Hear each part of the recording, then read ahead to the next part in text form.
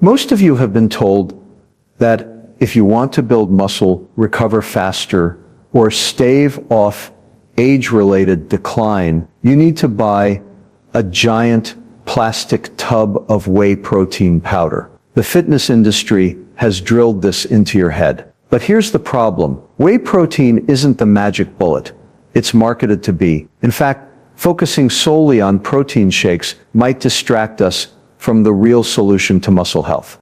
The truth is, there's a food you've overlooked. It's not trendy, it doesn't come in flashy packaging, but it builds muscle better than whey protein. And it helps prevent one of the most devastating conditions of aging, sarcopenia, the progressive loss of muscle mass. Today, I'm going to show you what this food is, how it works, and why it outperforms that powdered scoop you've been sold. Let's get something straight right out of the gate. Whey protein has been marketed to you as if it were the holy grail of muscle health. Walk into any gym and you'll see people clutching giant shaker bottles like their lives depend on them. Stroll down the aisles of a supplement shop and you'll be bombarded with images of ripped torsos promising you the same results. If only you'd buy a $60 tub of powder. It's seductive marketing. And like most seductive marketing, it hides the truth. The narrative goes like this. You need protein to build muscle. Whey is fast absorbing, and therefore, it's superior. Add in a couple of randomized controlled trials showing that whey stimulates muscle protein synthesis after a workout, and boom, you've got $1 billion industry. But here's the catch. Building muscle is not just about triggering synthesis in the short term, it's about sustaining muscle health in the long run. And when we look past the flashy claims and focus on actual outcomes, whey protein falls short.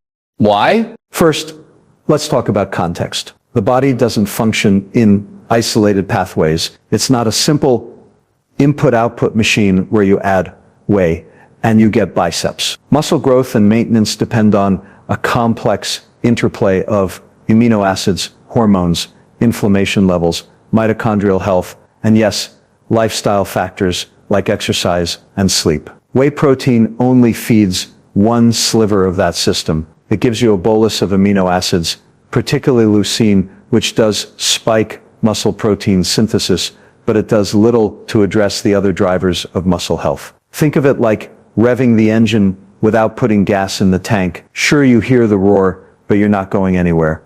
Second, let's address the elephant in the room, overconsumption. Most people in industrialized nations already get enough protein in their diets.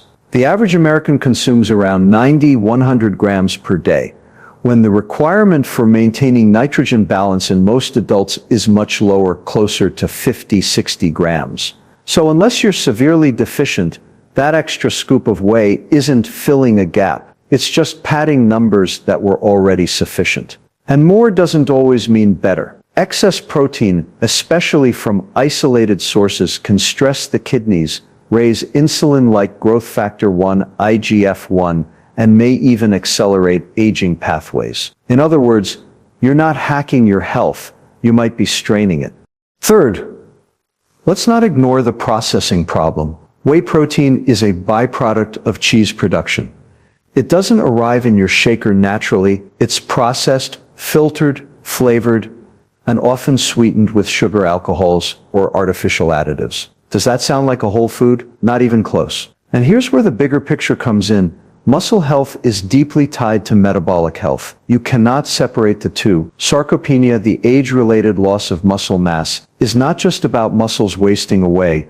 It's about the body's declining ability to use energy efficiently, manage inflammation, and repair tissue. Whole foods bring more than protein to the table. They bring micronutrients, phytonutrients, fibers, and fats that regulate metabolism at every level. Whey, stripped of these companions, is like sending in a soldier without an army. Fourth, we must look at long-term outcomes, not just short-term studies.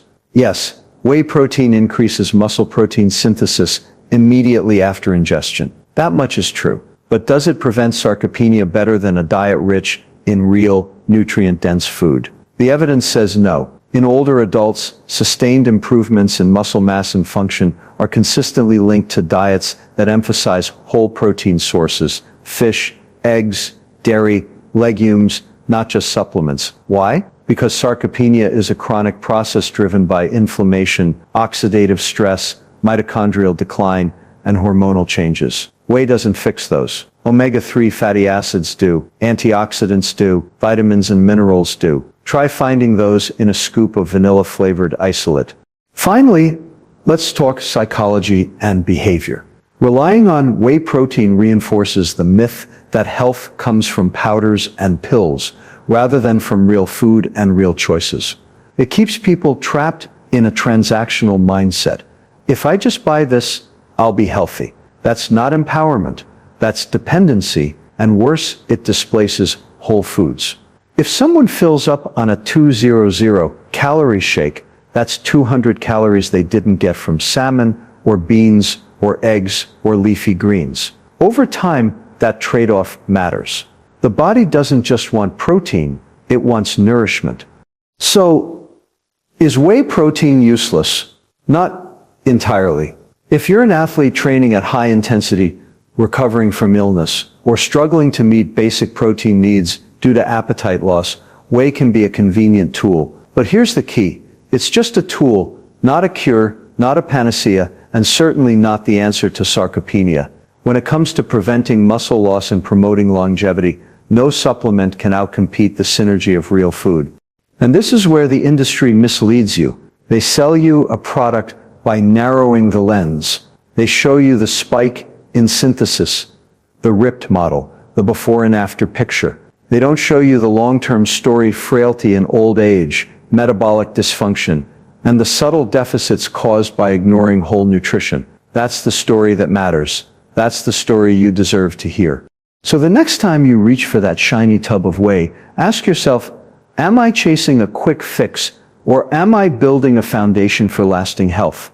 Because powders may promise muscles today, but only whole foods protect your body for a lifetime. Here's the mistake the food industry, the fitness industry, and frankly much of the medical establishment has made. They've reduced muscle health to a math problem. Count your grams of protein, hit a target, and voila, you've hacked your muscles. It sounds tidy, simple, and marketable. But biology is never that simple. You can't reduce human physiology to a spreadsheet. And when it comes to muscle health, focusing only on protein quantity misses the forest for the trees. Muscle is metabolically expensive tissue. It takes a lot to build it and even more to maintain it over decades. It's not just about piling in protein. It's about giving your body the right tools to keep muscle strong, flexible, and metabolically active. The amino acid profile matters. The timing matters. The cofactors matter. And above all, the metabolic environment matters. If your body is inflamed, insulin resistant, or nutrient deficient, you can eat all the protein you want, it won't end up where you need it. It's like trying to build a house with bricks but no mortar, no scaffolding, and a crumbling foundation. Let's start with amino acids. Protein isn't a monolith. It's made up of building blocks. Some are essential, meaning you must get them from food. Others are non-essential, which your body can make among them. Leucine gets the spotlight because it's a trigger for muscle protein synthesis. But muscle isn't built on leucine alone. It requires a symphony of amino acids, each playing its part. Methionine, lysine, tryptophan, valine, the list goes on. If one is missing, the whole system falters. Whey protein and other isolates often provide plenty of leucine, but they may not deliver the balance that whole foods provide. That balance is what ensures long-term muscle integrity, not just short-term spikes in growth. Now let's talk about nutrient density. A salmon fillet, an egg, or a serving of lentils doesn't just give you protein, it delivers fats, vitamins, minerals, and bioactive compounds that shape how your body uses that protein. Omega-3 fatty acids, for example, enhance muscle cell membranes and improve the muscle's ability to respond to anabolic signals. Vitamin D regulates calcium and muscle contraction. Magnesium participates in over 300 enzymatic reactions, many of which involve energy transfer in muscle tissue. Antioxidants from colorful plant foods help reduce oxidative stress, which accelerates muscle breakdown. If you strip protein from its natural food source, you lose all of these helpers. It's like expecting a car to run with gasoline alone, while ignoring the oil, the spark plugs, and the tires. Another piece of the puzzle is insulin sensitivity. Muscle is the largest site of glucose disposal in the body. When your muscles are healthy, they soak up glucose like a sponge, keeping your blood sugar stable and your metabolism humming. But if you're insulin resistant, that process breaks down. You can eat all the protein shakes you want, but if your insulin signaling is blunted, your body won't efficiently build or maintain muscle. This is why people with metabolic syndrome or type 2 diabetes struggle with sarcopenia at higher rates. Protein doesn't fix insulin resistance, but real food, rich in fiber, phytonutrients, and anti-inflammatory fats can. Then there's the gut. We forget that muscle and gut health are intimately linked. Your gut microbiome influences nutrient absorption, inflammation, and even muscle metabolism. Diets high in processed foods and isolated protein powders starve the microbiome of fiber and diversity, leading to dysbiosis. A compromised gut sends inflammatory signals throughout the body, which accelerate muscle breakdown. In contrast, whole foods rich in prebiotics and polyphenols feed the microbiome, reduce inflammation, and create an environment where muscles can thrive. Again, this isn't about hitting a protein number. It's about creating a system that supports muscle from the inside out. And let's not forget lifestyle synergy. Exercise, sleep, stress, all of these determine whether protein ends up in your muscle or your waistline. Protein shakes are often sold as if they bypass these realities, as if you can drink your way to health while ignoring the rest of your life.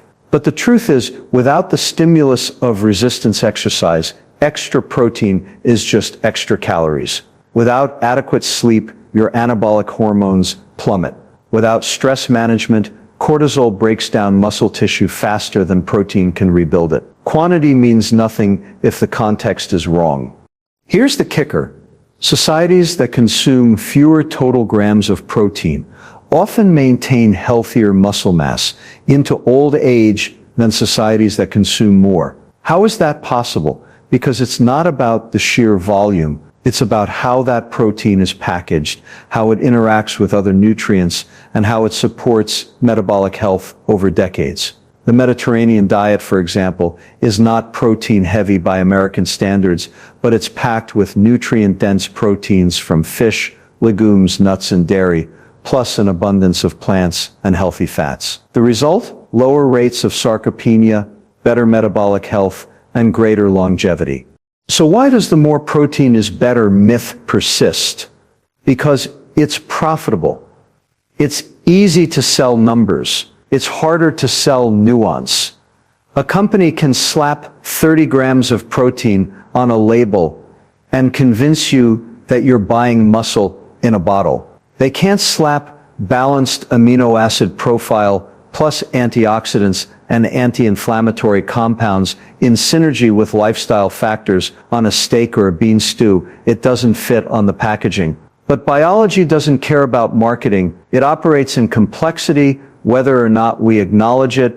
So when you hear that you need more protein, stop and ask more of what and in what context. Are you just chasing a bigger number, or are you giving your body the diverse toolkit it needs to build and protect muscle for life? Because muscle health isn't about dumping protein into the system. It's about creating the conditions where that protein is actually used. And that's something no powder, no matter how many grams per serving, can ever deliver on its own. Let's be honest, when it comes to muscle, most people immediately think about steak, chicken breast, or that tub of whey protein sitting in their pantry. They don't think about the quiet heroes, whole foods that never get the glossy magazine covers or flashy endorsements. Yet, these are the foods that don't just build muscle, they protect it, sustain it, and shield it from the relentless march of aging. They're the foods that fight sarcopenia, not by brute force, but by giving your body the complete package it actually needs. Now, what makes these foods so powerful? It's not just the grams of protein. They're nutrient-dense, bioavailable, and synergistic. That's a fancy way of saying your body can actually use what's in them, and what's in them works together like an orchestra, not a solo act.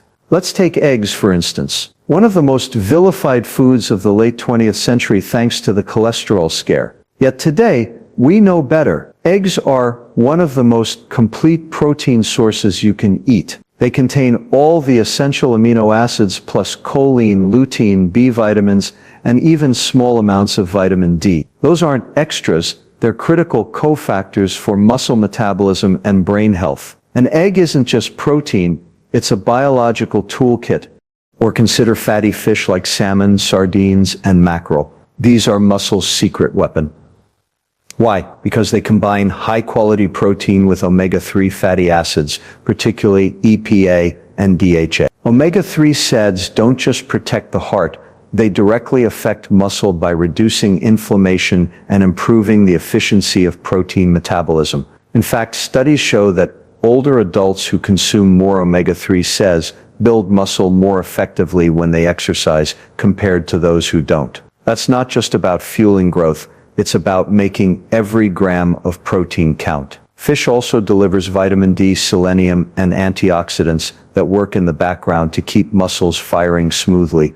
And then there are legumes, beans, lentils, chickpeas. Now, some people dismiss them because they're not complete proteins, but that's missing the point. Legumes, especially when combined with grains, provide a robust amino acid profile. More importantly, they're loaded with fiber, magnesium, potassium, and polyphenols. What do those do? They improve insulin sensitivity, reduce oxidative stress, and lower chronic inflammation, all of which are central drivers of sarcopenia. Legumes don't just feed your muscles, they feed your gut microbiome, which in turn helps regulate the systemic environment where muscle either thrives or withers. Show me a whey shake that can do that. Fermented dairy is another underrated powerhouse. Think Greek yogurt, kefir, or aged cheeses. These foods offer high-quality protein, yes, but they also bring calcium, vitamin K2, and probiotics to the table. Calcium is critical for muscle contraction. Vitamin K2 helps direct calcium to the right places, bones and muscles, instead of into arteries, where it does damage. And probiotics improve gut health, which we already know ties directly to muscle health. Put it all together, and fermented dairy becomes more than a protein source. It becomes a metabolic ally. What all these foods have in common is that they don't act in isolation. They don't give you one thing while robbing you of another. They're integrated packages. When you eat them, you're not just checking the protein box, you're reinforcing your entire system. And that's exactly what sarcopenia prevention demands. Sarcopenia isn't a protein deficiency disease. It's a multifactorial decline, driven by inflammation, mitochondrial dysfunction, hormonal shifts, and nutrient imbalances. Tackling it requires foods that do more than one job. That's why these overlooked foods outperform whey protein every time. Now let's put this in perspective. Walk into a supplement store and you'll see a wall of powders promising muscle growth. Walk into a regular grocery store and the foods I just mentioned are sitting quietly in the aisles, often cheaper, always more complete, and never requiring a blender bottle, but which gets all the attention. The powders. Why? Because they're branded, marketed, and sold as solutions. Nobody makes $1 billion marketing salmon. Nobody puts lentils in a neon jug with a lightning bolt on the label. But your body doesn't care about marketing, it cares about nourishment. And here's the irony. People spend hundreds of dollars on whey protein while ignoring the foods that not only give them protein, but also protect their heart, brain, gut, and metabolism. They're chasing a quick fix while the long-term solution is sitting right in front of them on a dinner plate. That's not just a nutritional mistake, it's a cultural one. We've forgotten that the best muscle foods aren't manufactured. They're grown, raised, or harvested. Another point worth emphasizing is sustainability. Whey protein is an industrial byproduct, often shipped, packaged, and consumed in ways that carry a heavy environmental cost. Whole foods like legumes and eggs can be locally sourced, nutrient-dense, and environmentally lighter. When we talk about health, we can't just talk about personal health. We must also talk about planetary health. If the solution to sarcopenia is one that damages ecosystems, then it's not really a solution. Whole foods give us both personal vitality and ecological responsibility. So what's the takeaway? The real powerhouse foods aren't flashy. They're humble. They're often the same foods your grandmother cooked with. They're the foods that provide not just protein, but the environment in which protein can do its job. They give you the amino acids, the cofactors, the anti-inflammatory agents, and the metabolic regulators all in one package. You don't need to look for the next big supplement trend. You need to rediscover the foods we've sidelined in our obsession with powders. Because here's the truth. You can build muscle on whey protein, but you can protect muscle with salmon, eggs, legumes, and yogurt. One is a short-term strategy. The other is a lifelong insurance policy. And when it comes to sarcopenia, it's not about the next 6 months of gains. It's about whether you can still stand up from a chair when you're 80. That's the difference between living and merely surviving. And no tub of powder can give you that. If you want to scare someone about aging, don't start with wrinkles. Don't start with gray hair. Start with sarcopenia. Why? Because it doesn't just change how you look. It changes whether you can live independently, whether you can walk across the street, whether you can get up after a fall. Sarcopenia is the slow creeping thief that robs you of muscle mass, function, and ultimately dignity. And the worst part? Most people don't even know it's happening until it's already too late. That's why I call it a silent killer. So what is sarcopenia? At its core, it's the age-related loss of muscle mass and strength. By the time you hit 30, your muscles are already past their prime. From that point on, unless you actively fight it, you lose about 1% of your muscle mass every year. That doesn't sound like much until you fast forward 30 years. By the time you're 60, you've lost a third of your muscle. By the time you're 80, you may not have enough left to catch yourself if you stumble. And when an elderly person falls, it's not just a bruise, it's a broken hip, a hospital stay, pneumonia, and sometimes a death sentence. That's sarcopenia's final act. But the tragedy is that sarcopenia isn't just about frailty. Muscle is not vanity tissue. It's survival tissue.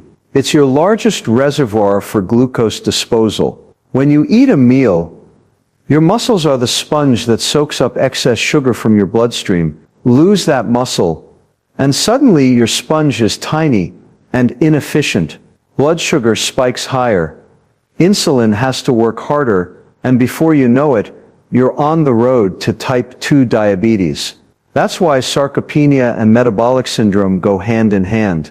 The less muscle you have, the harder your pancreas has to fight, until one day it gives up. And it doesn't stop there. Muscle is also a protein bank. When you get sick, when you're injured, when you need to mount an immune response, your body draws on stored protein from muscle to build antibodies and repair tissue. If you don't have that reserve, your body can't fight back effectively. That's why sarcopenia is so deadly in older adults. It doesn't just make them weak, it makes them vulnerable to infection, vulnerable to complications, vulnerable to the kind of cascade that starts with the flu and ends in the ICU. Here's another piece people miss. Muscle isn't just mechanical, it's biochemical. Muscle secretes signaling molecules called myokines that communicate with the brain, liver, fat tissue, and immune system. They reduce inflammation, improve insulin sensitivity, and even enhance cognitive function. The less muscle you have, the fewer myokines you produce. That means more inflammation, more insulin resistance, and more brain fog. In other words, sarcopenia doesn't just weaken your body, it accelerates every disease of aging. Dementia, heart disease, diabetes, they all progress faster when muscle mass is low. Now, you might think, well, that's just part of aging, right? We all lose muscle as we get older. Wrong. Sarcopenia isn't inevitable, it's preventable. Yes, some decline is natural, but the rate, the severity, the consequences, those are within our control. The problem is we don't act early enough. We wait until people are in their 70s and already frail to start worrying about muscle. But sarcopenia begins decades earlier. If you're in your 40s or 50s and you're not actively protecting your muscle, you're already on the slope. The tragedy is that the decline feels invisible until one day it isn't. And here's the kicker. Sarcopenia doesn't kill directly. It kills by domino effect. Weak muscles lead to falls. Falls lead to fractures. Fractures lead to immobility. Immobility leads to infections, clots, and decline.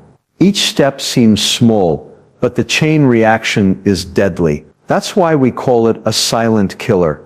It doesn't scream at you like a heart attack or a stroke. It whispers quietly over years until your independence is gone. So why don't we hear more about it? Because it doesn't sell. The fitness industry is obsessed with aesthetics, six-pack abs, big biceps. The healthcare system is obsessed with treating acute crises, not preventing chronic decline. Sarcopenia falls through the cracks. It's not sexy, it's not profitable, and it doesn't have a flashy drug to fix it. But if we care about longevity, real longevity, not just living longer but living better, sarcopenia is ground zero. The good news is, we know what works. Resistance exercise, real food rich in high-quality protein, omega-3s, vitamins, and minerals, adequate sleep, stress management. These aren't revolutionary. They're not complicated. They're just ignored. We've been taught to chase numbers, cholesterol, blood sugar, protein grams, while forgetting the bigger picture. Sarcopenia reminds us that the bigger picture matters.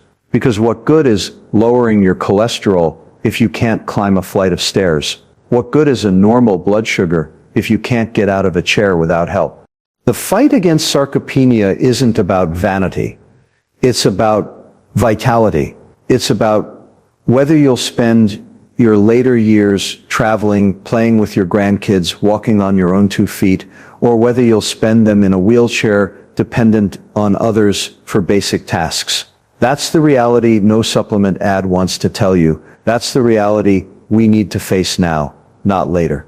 So here's the takeaway. Sarcopenia is the silent killer of aging, but silence doesn't mean inevitability. The earlier you act, the more muscle you preserve, the more independence you protect, the more years of quality life you gain. Don't wait for the day you can't get up from the couch. Don't wait until you've lost what you can't easily rebuild. Start now with real food, real movement, and real choices.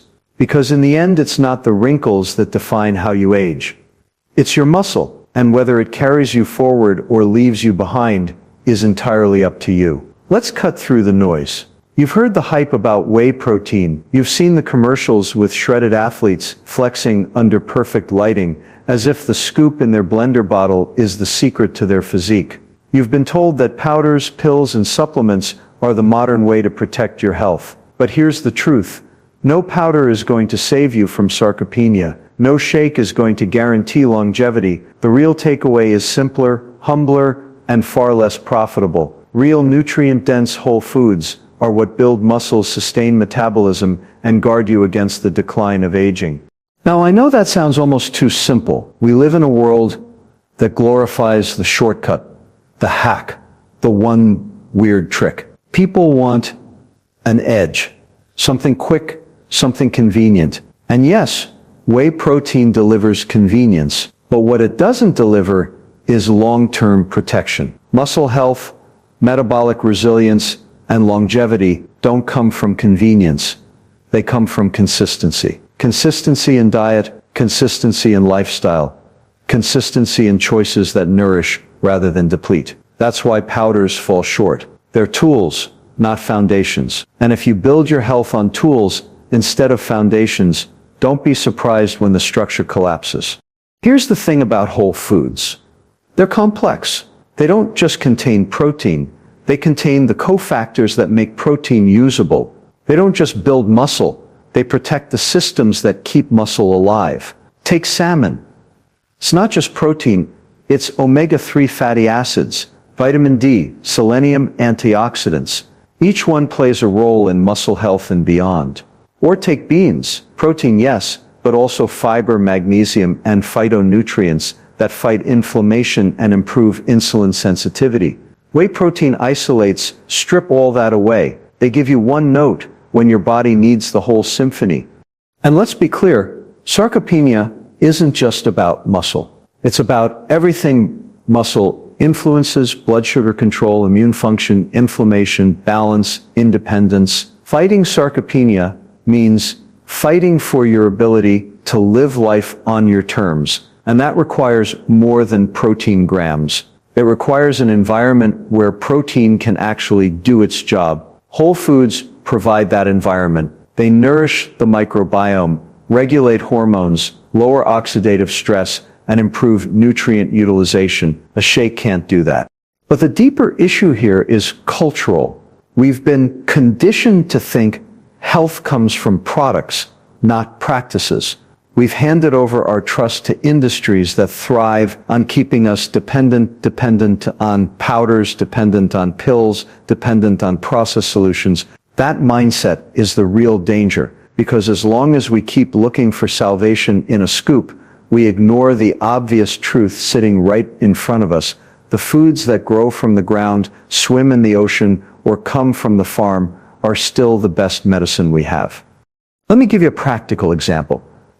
Imagine two people. One eats a diet rich in fish, eggs, beans, leafy greens, nuts, and fermented dairy. The other relies on fast food and fills the gap with 2 whey shakes a day. On paper, they might both hit the same protein target. But in reality, their bodies are living in 2 different universes. The first person is feeding their muscles and their microbiome, lowering inflammation, strengthening bones, supporting hormones, and protecting their heart. The second person is hitting a number but missing the network, the interconnected system that keeps muscle functional and aging at bay. Guess which one is better equipped to walk into their 70s and 80s with strength and independence? The takeaway isn't that whey is evil. It's not. It's just incomplete. The real danger is mistaking it for the whole answer, when in truth it's just a fragment. Supplements are fine as a bridge, but they are not the road. And if you focus on the bridge while ignoring the road, you'll never reach the destination. What's the destination?